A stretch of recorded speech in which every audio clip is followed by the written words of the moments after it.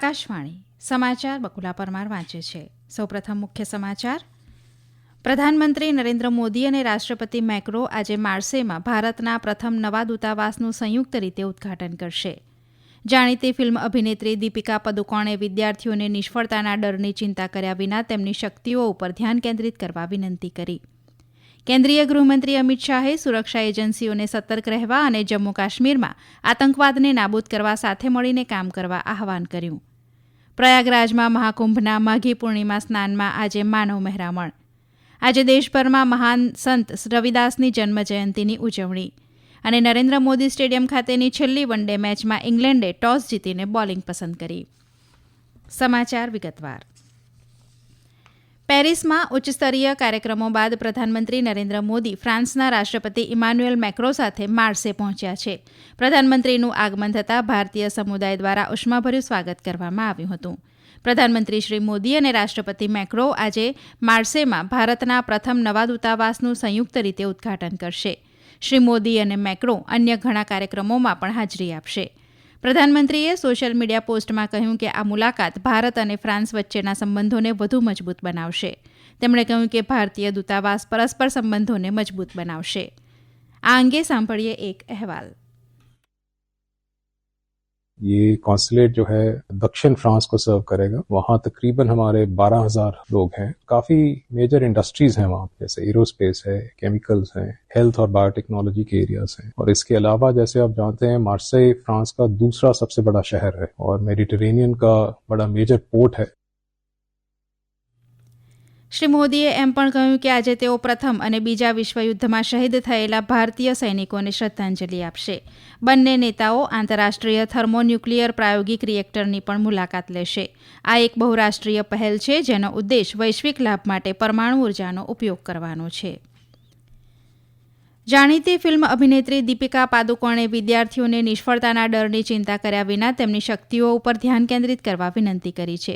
શ્રીમતી પાદુકોણ પરીક્ષા પે ચર્ચા 2025ના બીજા ભાગ દરમિયાન માનસિક સ્વાસ્થ્ય અને સુખાકારી વિશે વિદ્યાર્થીઓ સાથે વાતચીત કરી રહ્યા હતા. તેમણે કહ્યું કે વિદ્યાર્થીઓએ સ્પષ્ટતા અને દ્રઢતા સાથે પડકારોનો સામનો કરવો જોઈએ અને જો તેઓ કોઈ ભૂલ કરે તો ગભરાવવું જોઈએ નહીં. તેમણે કહ્યું કે માનસિક સ્વાસ્થ્ય સમસ્યાઓને કલંક ન ગણવી જોઈએ અને આવી કોઈ પણ સમસ્યાનો સામનો કરી રહેલા લોકોએ હંમેશા તેમની લાગણીઓ વ્યક્ત કરવી જોઈએ. શ્રીમતી પાદુકોણે માતા પિતાને વિનંતી કરી હતી કે તેઓ પરીક્ષા દરમિયાન તેમના બાળકો ઉપર વધુ પડતું દબાણ ન કરે. डिप्रेशन, एंजाइटी, स्ट्रेस कभी भी किसी को भी हो सकता है. जैसे श्री नरेंद्र मोदी जी ने उनके किताब एग्जाम वॉरियर्स में भी लिखा है, एक्सप्रेस नेवर सप्रेस.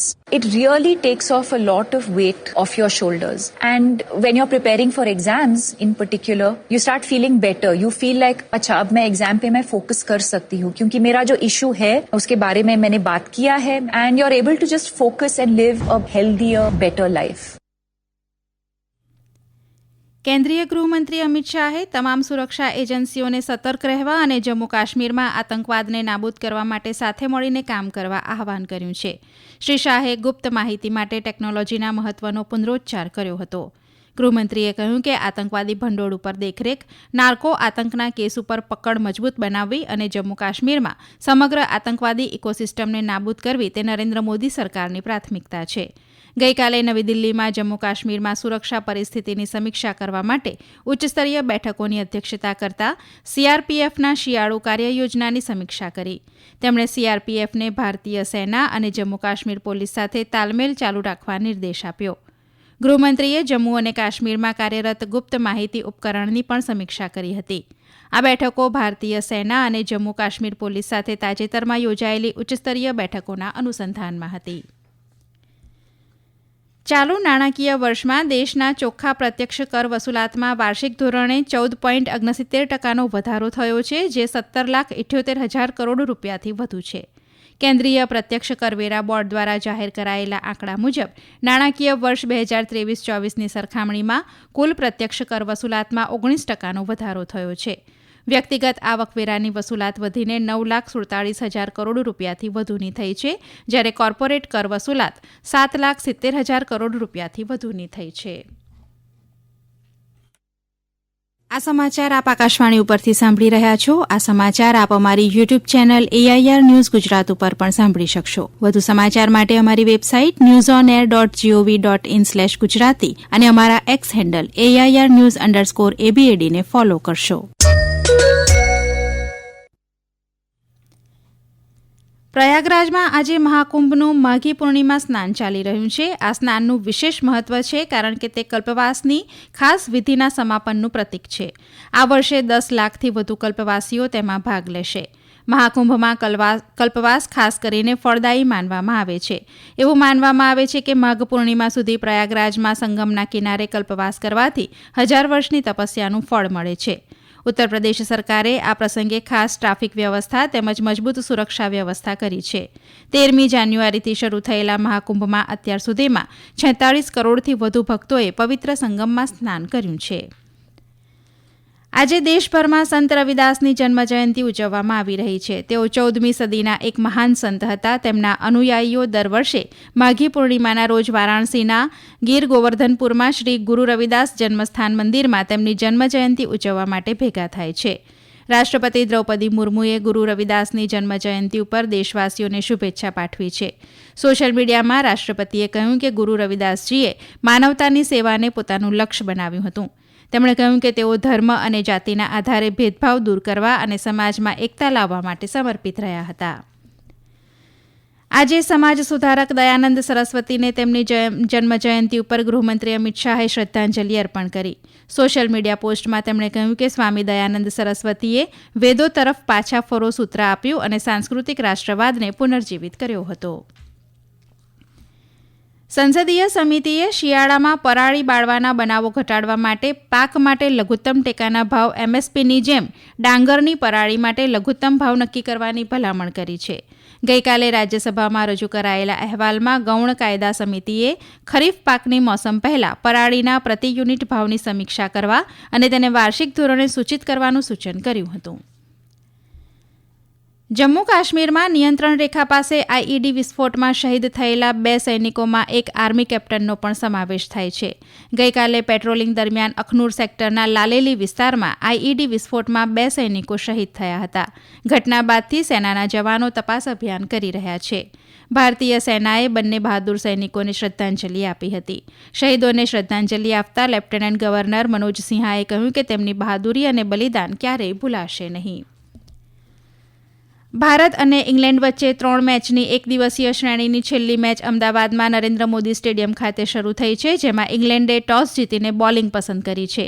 ભારતીય ટીમ પહેલેથી જ શ્રેણીમાં 2-0થી અજેય લીડ મેળવી ચૂકી છે. મેચના કારણે અમદાવાદમાં મેટ્રો ટ્રેન સેવા રાત્રે 12 વાગ્યા સુધી લંબાવવામાં આવી છે. ઉત્તરાખંડમાં 38મી રાષ્ટ્રીય રમતોનો ઉત્સાહ ચરમસીમાએ પહોંચ્યો છે. શાનદાર પ્રદર્શન, નવા રેકોર્ડ અને યુવા પ્રતિભાના ઉદયથી આ રમતો ખરેખર નોંધપાત્ર બની છે. અનુભવી ખેલાડીઓએ પોતાનું વર્ચસ્વ જાળવી રાખ્યું છે, ત્યારે નવી પેઢીએ તેમના અસાધારણ પ્રદર્શનથી મજબૂત અસર કરી છે. મુંબઈમાં ઇન્ડિયન સુપર લીગ ફૂટબોલ ટુર્નામેન્ટમાં આજે મુંબઈ સિટી FCનો મુકાબલો FC ગોવા સામે થશે. મેચ સાંજે 7:30 વાગે શરૂ થશે. FC ગોવા 36 પોઈન્ટ સાથે ટેબલમાં બીજા ક્રમે છે. મોહન બાગાન ટીમ નંબર 1 ઉપર છે. ભારતીય હવામાન વિભાગે આજે અરુણાચલ પ્રદેશમાં છૂટાછવાયા સ્થળોએ ભારે વરસાદ અથવા હિમવર્ષા થવાની શક્યતા વ્યક્ત કરી છે. હવામાન વિભાગે કહ્યું છે કે અરુણાચલ પ્રદેશ, આસામ અને મેઘાલયના કેટલાક ભાગોમાં આજે વાવાઝોડા અને વીજળી સાથે વાવાઝોડાનો અનુભવ થઈ શકે છે. ગંગા પશ્ચિમ બંગાળ ક્ષેત્રમાં આજે ગાઢ ધુમ્મસ રહેવાની શક્યતા છે. અંતમાં મુખ્ય સમાચાર ફરી એકવાર. પ્રધાનમંત્રી નરેન્દ્ર મોદી અને રાષ્ટ્રપતિ મેક્રો આજે માર્સેમાં ભારતના પ્રથમ નવા દૂતાવાસનું સંયુક્ત રીતે ઉદ્ઘાટન કરશે. જાણીતી ફિલ્મ અભિનેત્રી દીપિકા પાદુકોણે વિદ્યાર્થીઓને નિષ્ફળતાના ડરની ચિંતા કર્યા વિના તેમની શક્તિઓ ઉપર ધ્યાન કેન્દ્રિત કરવા વિનંતી કરી. કેન્દ્રીય ગૃહમંત્રી અમિત શાહે સુરક્ષા એજન્સીઓને સતર્ક રહેવા અને જમ્મુ કાશ્મીરમાં આતંકવાદને નાબૂદ કરવા સાથે મળીને કામ કરવા આહવાન કર્યું. પ્રયાગરાજમાં મહાકુંભના માઘી પૂર્ણિમા સ્નાનમાં આજે માનવ મહેરામણ. આજે દેશભરમાં મહાન સંત રવિદાસની જન્મજયંતિની ઉજવણી અને નરેન્દ્ર મોદી સ્ટેડિયમ ખાતેની છેલ્લી વનડે મેચમાં ઇંગ્લેન્ડે ટોસ જીતીને બોલિંગ પસંદ કરી. આકાશવાણી ઉપરથી સમાચાર પૂરા થયા.